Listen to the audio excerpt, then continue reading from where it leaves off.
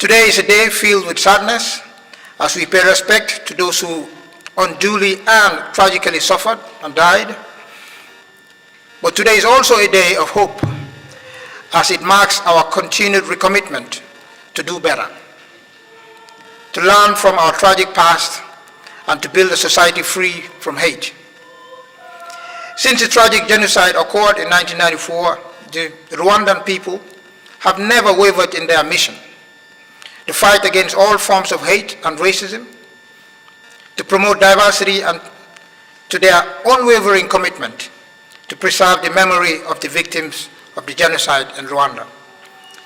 Today I'm here to tell you that Sweden is with you in this endeavor, because racism and intolerance and hate is a poison for our society and strikes at the heart of our values that include humanity, freedom, equality, and human dignity. This is why a day like this is extremely important, because it helps us remember that we must never remain silent when we see people exposed to hatred and harassment due to their skin color, due to their ethnic background, due to their tribe, due to their religion, due to their gender, nationality, or otherwise. Today, as we speak, people in Congo are being killed because of their belonging, because of their Tutsi.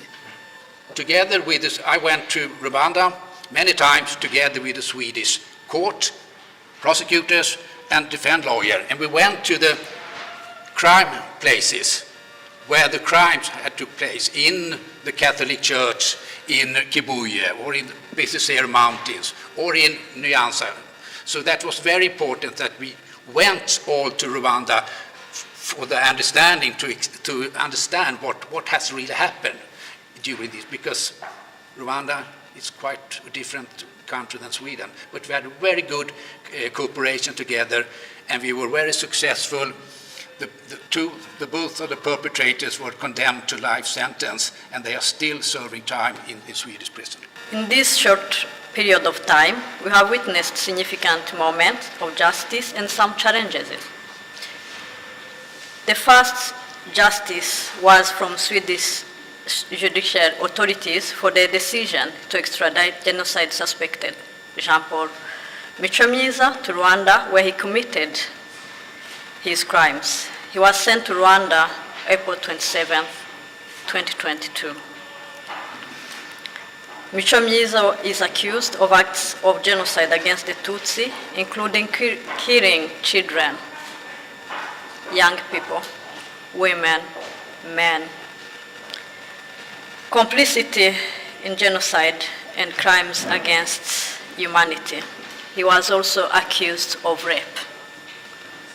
He lived here in Sweden 15 years. He was a good neighbor, according to most of his neighbors. We do express renewed gratitude to the Swedish judicial authorities, as Michomyiza is the fourth Rwandan accused of committing genocide.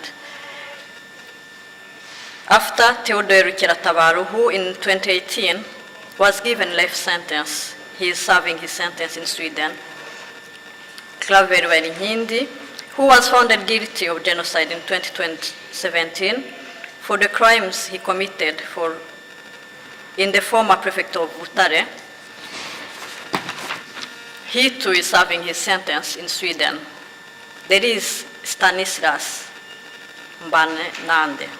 Mark this name, Stanislas Mbanenande, who was handed in life sentence back in 2013. Rwanda doesn't wish a genocide to anybody. A place like a memorial educates young people from Rwanda living abroad, but also local people. What does it take to have a small space here in this country? We commend the ongoing efforts made by Rwanda to ensure that we continue to remember the genocide against the Tutsi, Kwibuka. We need to do this not only to preserve the memory, but also to fight against impunity, as well as to be able to ensure continued reconciliation and resilience in the communities. We also recognize the importance of bringing perpetrators to justice and several trials connected to the genocide in Rwanda has taken place here in Sweden, as we heard of earlier. During the genocide against the Tutsi, 100 days of killing, the world turned their back. And today, the same world claims the authority to judge the governance of our country. Rwanda has emerged from darkness and from hopelessness. Despite this, Rwanda has made significant progress improving the lives of people and has invested a lot in its safety. Thanks to the government of Sweden for coming very quickly to support Rwanda right after the genocide. The government of Sweden was the first country to come and support the greatest and the most critical system or sector, the education system in Rwanda. Thank you very much.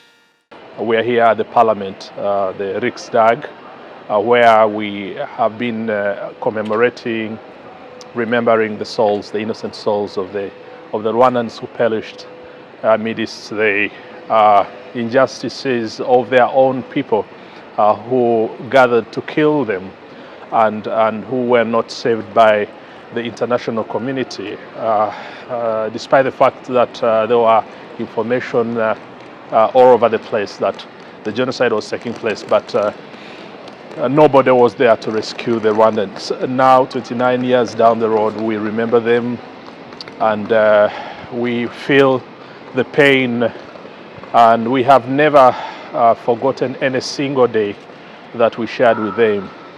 The message of the day has been that Sweden should continue to support us, to support this day, the importance of this day, by setting aside a site for the remembrance, so that the Rwandans can reflect and remember their people who perished, and look at the site and spread the message that never again should people perish because of their ethnicity or race.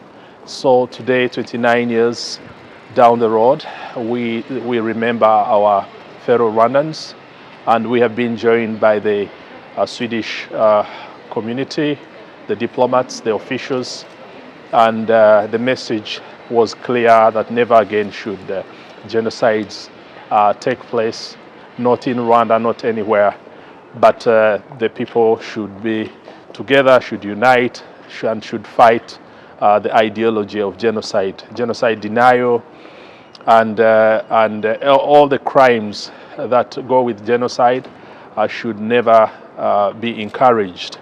The perpetrators should be brought to justice and should be asked of the atrocities they spearheaded. So today we gather here at the Parliament as we remember, as we join hands, and as we celebrate even the lives of the lost that perished innocently. Urumuri rutazima